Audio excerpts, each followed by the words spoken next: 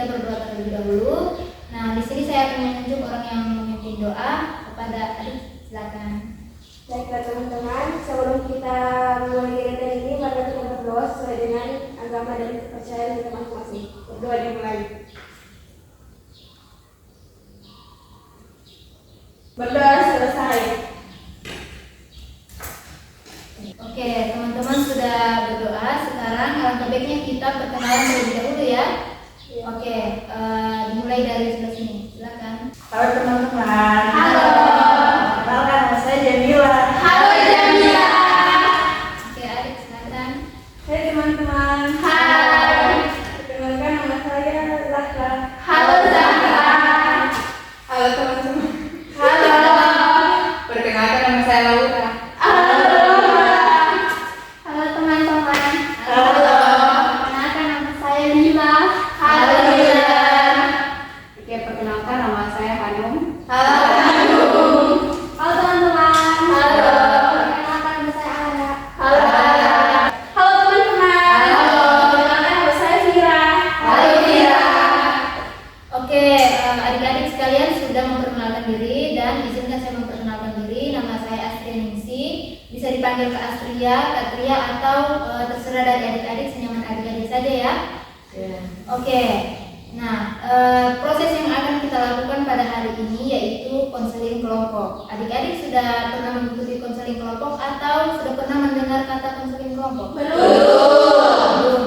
Oke, baik, saya jelaskan bahwa konseling kelompok ini adalah suatu layanan di dalam bimbingan dan konseling untuk membantu konseli mengentaskan permasalahannya di dalam dinamika kelompok. Nah, tujuan dari konseling kelompok ini untuk mendirikan konselingnya dan untuk mengentaskan permasalahan dari konseli tersebut. Oke, dari penjelasan saya tadi apa adik-adik sudah paham? Sudah. Sudah paham ya? Nah, oke, sekarang adik-adik kesibukannya ngapain? Sekolah. Sekolah sudah kelas berapa? Kelas 3. Di SMP ya, berarti sebentar lagi sudah mau lulus ya? Iya. Oke, nah kalau begitu waktu yang akan kita gunakan pada proses konseling kelompok hari ini yaitu 1 kali 40 menit. Apakah adik-adik setuju? Setuju. Oke, setuju ya. Nah, di dalam proses konseling kelompok nanti adik-adik itu bebas menceritakan semua permasalahannya tanpa ada yang ditutup-tutupi seperti itu, saling menyangga dan ketika saya bertanya kalian bisa menjawab seperti itu. Nah, topik yang akan kita bahas di dalam proses konseling kelompok ini yaitu kesulitan memilih sekolah lanjutan. Nah, apakah adik-adik sekalian setuju dengan topik yang akan kita bahas pada hari ini? Setuju. Setuju ya. Nah, di dalam proses konseling kelompok ini juga kita menggunakan ada 3 asas.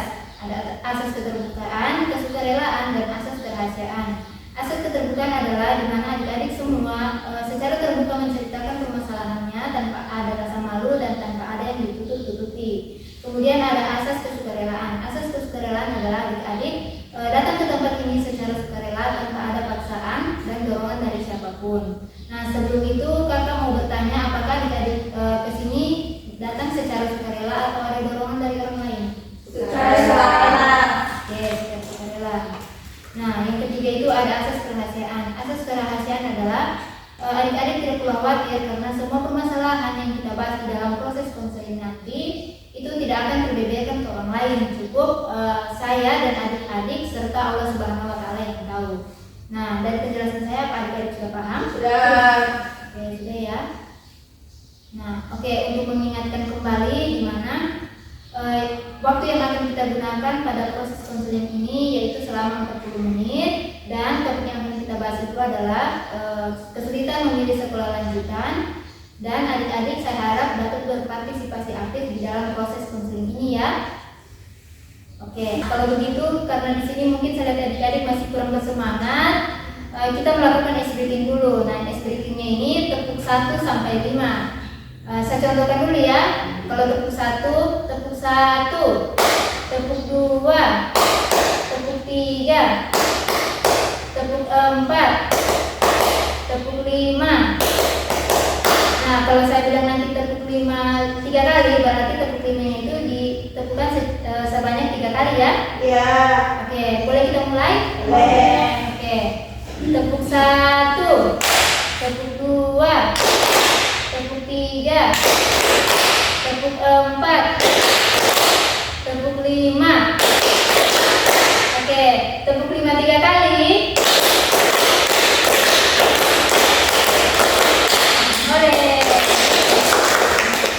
Oke, bagaimana, sudah semangat? Sudah, Ibu.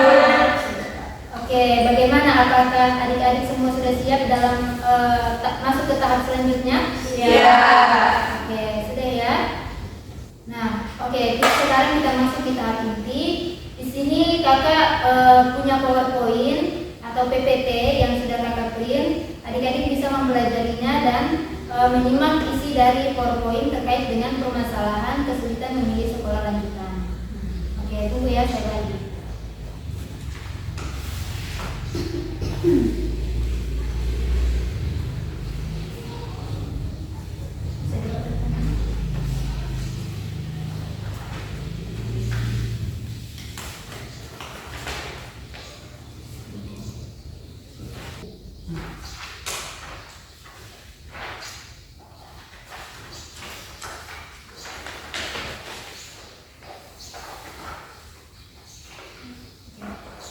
Sudah? Sudah. Oke, adik-adik silakan menyimak isi dari PowerPoint tersebut.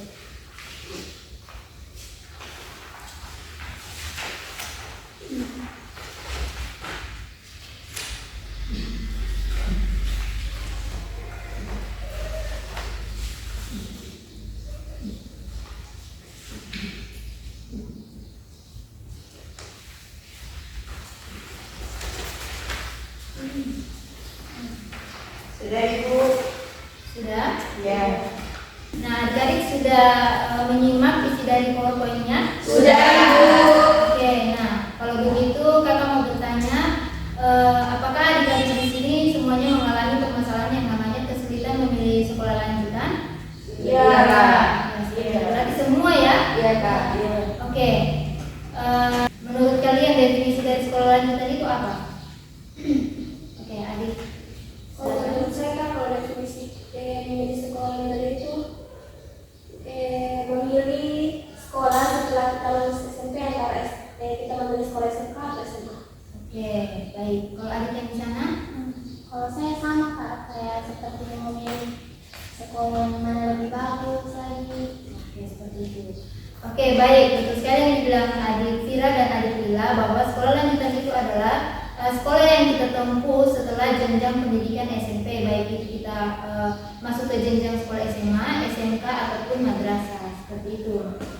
Nah, kakak di sini mau bertanya satu persatu, kenapa adik-adik semua ini mengalami yang namanya sulit memilih sekolah lanjutan? Kalau adik ini ya, silakan. Kalau saya Kak, saya lebih ketidaktahuan dan bakat saya Kak. Jadi saya pusing memilih sekolah lanjutan yang menurut saya sesuai dengan bakat minat saya antara SMP, SMK, SMA dan madrasah. Oke, kalau yang di Kalau sana? saya sama Kak, dengan biasa kurang tahu minatku di bagian mana. Oh, berarti bagian minat ya. Oke, kalau adik yang di sana? Kalau saya, Kak, saya mau masuk SMA tapi orang tuaku suruh saya masuk SMK, Kak. Oke, berarti ada faktor perbedaan keinginan antara orang tua dan keinginannya adik sendiri. Oke, kalau adik yang di sana? Kalau saya sama Kak, kayak saya mau masuk di SMK tapi orang tua maunya di SMA saja karena dia bilang lebih banyak peluang. Oke, berarti sama juga ya faktor perbedaan pendapat. Oke, kalau adik yang di sini? Kalau saya, Kak, saya pengennya masuk SMK terus ambil kesehatan, tapi orang tua saya maunya saya masuk SMA ambil IPA. Oke, begitu. Kalau ini adik? Kalau saya sama seperti teman saya dua orang ini, faktor keluarga yaitu orang tua saya mau saya di SMK, tapi saya pengen di SMA. Oke, kalau adik? Kalau saya Kak, dari keluarga laki dan itu mereka bilang tidak usah lanjut sekolah, padahal saya mau sekolah gitu. Dan baru pas saya tanya kenapa, mereka bilang saya tidak punya uang, mereka membiayai saya sekolah kalau gitu. Jadi itu saya bingung. Oke, berarti di sini adik mengalami faktor ekonomi ya, Iya. yang melatar belakangi adik susah untuk memilih sekolah lanjutan. Iya. Begitu. Oke, nah kakak mau bertanya, kalau kakak mau bertanya adik-adik menginginkan masuk di sekolah yang mana, apakah adik bisa menentukan? Bisa. Bisa. Mulai dari di sana. maunya itu masuk di sekolah yang bagaimana? Yang terkenal. Sekolah yang terkenal. Oke, kalau adik Laura? Kalau saya maunya ambil di sekolah yang ada jurusan kesehatannya. Oke, berarti di bagian kesehatan ya. Kalau adik ini? Saya maupun sekolah yang terbaik. Yang terbaik. Oke. Kalau adik ini? Kalau saya kan di mana saja saya sekolah, ya kalau bisa sih di negeri saja, kan kalau di negeri biasa banyak bantuan gitu kan, jadi kayaknya bakal di SMA gitu ya, negeri aja gitu, yang tidak terlalu bagaimana biayanya. Oke. Kalau adiknya di sini? Kalau saya pasti ke sekolah model. Sekolah model. Sekolah yang paling terkenal. Oke, berarti dari Vira ini kriteria sekolah lanjutannya sama seperti adik Lila ya? Oke. Oke, kalau adik Hanum bagaimana? Kalau saya sama kayak yang sebelah sana kak, saya berarti di sekolah. Maksud di sekolah? Iya, yang di SMA. Oke, baik. Betul sekali yang dikatakan adik-adik semua bahwa yang adik-adik semua tadi katakan itu juga masuk di dalam faktor dalam memilih sekolah lanjutan seperti faktor ekonomi dan faktor keluarga, terutama itu faktor keluarga ya, apalagi perbedaan pendapat dengan orang tua itu sangat mempengaruhi kita di dalam memilih sekolah lanjutan ini. Apabila kita berbeda pendapat, keinginan orang tua begini, keinginan kita begini, itu akan susah untuk memilih jenjang karir atau jenjang pendidikan kita ke depannya seperti itu. Nah, sekarang saya mau bertanya lagi, apakah adik-adik semua di sini sudah tahu minatnya di dalam pendidikan itu seperti apa? Sudah. Oke, baik, kalau begitu saya mau bertanya, kalau minatnya adik-adik ini masuk di dalam minat yang bagaimana? Oke, silakan. Kalau saya sih kak, kan saya sudah bilang tadi saya tidak tahu itu kelas 1. Tetapi saya pikir-pikir kembali, setelah kayak saya merasa begitu kak, saya jadi tahu minatku itu di seni musik. Karena saya sukanya itu menyanyi dan juga main gitar kak. Jadi saya pikir minat saya di situ sih kak. Oke, berarti bisa dibilang minatnya adik ini masuk di musik ya? Oke, kalau adik Ara? Kalau saya sih kak belum saya tahu minat itu di mana. Belum ya? Oke. Kalau adik Hanum? Sama kak, saya juga tidak tahu minatku apa. Berarti belum ditahu ya? Iya. Oke, kalau adik Lila? Nah, kalau saya kayak yang ada seninya, kayak ada dance, menari. Oke, berarti adik Lila ini masuk di dalam minat seni ya? Oke, kalau adik Laura? Kalau saya maunya di sekolah itu yang ada kesehatannya. Saya pengen masuk kesehatan. Oke, berarti konsisten ya masuk di dunia kesehatan. Kalau adik Zahra? Menurut saya kan tadi saya bilang saya mau di SMA dan saya mau minat itu di IPA. Oke, IPA ya. Oke, kalau adik Jamila minatnya itu di bidang apa? Nah, kan kebetulan cita-cita saya dulu itu ini kak. Terus karena katanya guru saya cukup bilang, jadi saya mau ambil IPA begitu, dan kan kalau mau masuk ke kedokteran itu harus masuk IPA gitu. Jadi ya karena saya rasa cukup mampu ya saya masuk IPA gitu.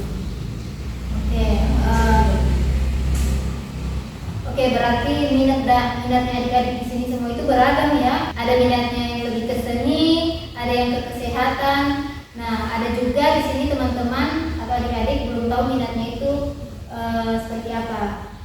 Oke, nah saya mau bertanya kepada adik Hanum dan adik Ara, apakah faktor kalian tidak mengetahui minat ini menjadi salah satu alasan kalian sulit memilih sekolah lanjutan? Iya kak. Iya kak. Oke, kalau begitu saya mau bertanya, kira-kira kalian itu sukanya atau hobinya itu apa? Kalau saya membaca. Membaca. Oke, kalau adik Ara hobinya itu bagaimana? Kebetulan sama kak, kayak Hanum membaca. Membaca. Oke. Kakak bisa menambahkan yang pertama saran atau argumen dari nilai positif karena tidak akan menginginkan keburukan seperti itu. Kemudian yang kedua, jika ingin mempertahankan pendapat, terlebih dahulu mencari referensi sebanyak-banyaknya. Adik-adik seperti adik Amel mempertahankan tempatnya itu masuk di SMA. Nah, adik kami perlu mencari referensi yang banyaknya. Apakah SMA itu cocok untuk adik? Nah, adik Hanum bisa mencari referensi sebanyak-banyaknya. Apakah SMA yang adik Hanum ambil itu cocok untuk adik Hanum atau tidak? Kemudian yang ketiga, cari waktu yang tepat untuk melakukan pendapat. Nah, kalau yang lebih tepat orang tua itu harus mencari waktu yang lebih tepat. Jangan adik itu di waktu yang tidak seperti itu sedang capek-capeknya pulang kerja atau sedang mengantuk, bisa bersantai bisa di situ dibicarakan. Kemudian yang keempat itu katakan antum secara dan detail yang benar dan bisa menjelaskan semua keinginan adik-adik itu secara tenang, nada-nada yang indah seperti itu. Jangan kayak saya mau sekolah di sini seperti itu, kita harus menjaga terhadap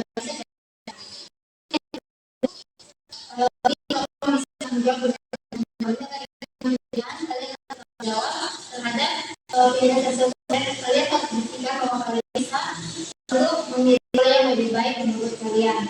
Kemudian yang keenam yang terakhir itu jangan lupa berdoa seperti itu. Untuk perubahan atau faktor perbedaan orang tua. Nah, kalau untuk adik Jamila tadi ya sangat tidak mendukung untuk lanjut ke sekolah yang lebih bagus seperti itu. Di sini apa bisa berikan sedikit sedikit ada bantuan untuk adik Jamila yang pertama itu kerjaan sekarang masih sudah lagi dewasa. Nah, yang pertama itu membuat rencana adik Jamila atau jalan dan bisa jajannya itu. Kemudian yang kedua beri kebutuhan dan keinginan apabila ada hal-hal yang dibutuhkan keinginan seperti itu. Kemudian yang ketiga membuat Jamila sekarang dewasa. Jamila bisa membuka tabungan sendiri daripada uang yang berlebih. Jamila bisa memasukkan di dalam buku tabungan tersebut. Kemudian yang keempat yang kelima itu belajar menghargai uang. Nah, meskipun sederhana, tapi nyatanya tidak semua orang bisa menghargai uang. Kalian harus belajar menghargai uang berapa jumlahnya, memperbanyaknya mungkin. Jangan berikan uang yang jumlahnya karena orang tua yang harus bekerja keras untuk kesejahteraan dan dari maka apakah adik-adik bisa menerima dan semuanya paham? Paham. Oke, nah mungkin menjawab itu apakah adik masih ada yang ingin ditanyakan? Ya. Oke, bagaimana rasanya setelah mengikuti proses konseling ini? Oke, adik silakan.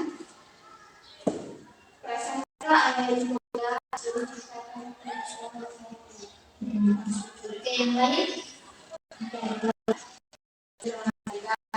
Mungkin tadi saya bicara kalau yang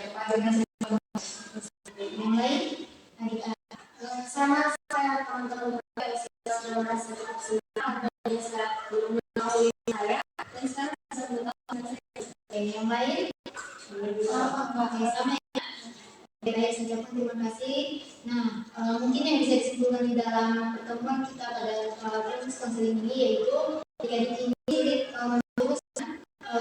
ketika lulus pada saat sekolah SMP ini ke jenjang yang selanjutnya itu karena adanya dua faktor yaitu perbedaan pendapat, adanya tiga faktor yaitu belum mengetahui minat, kemudian adanya perbedaan pendapat dari orang tua dan keinginan sendiri serta faktor ekonomi.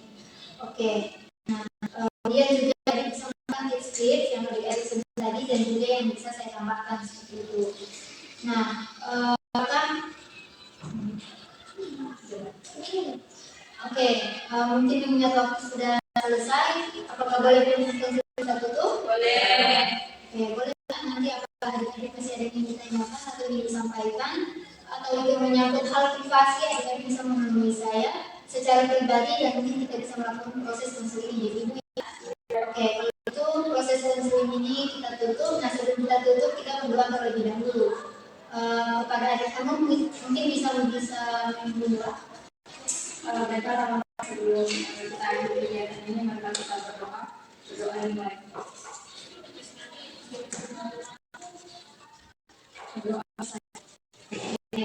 Terima kasih.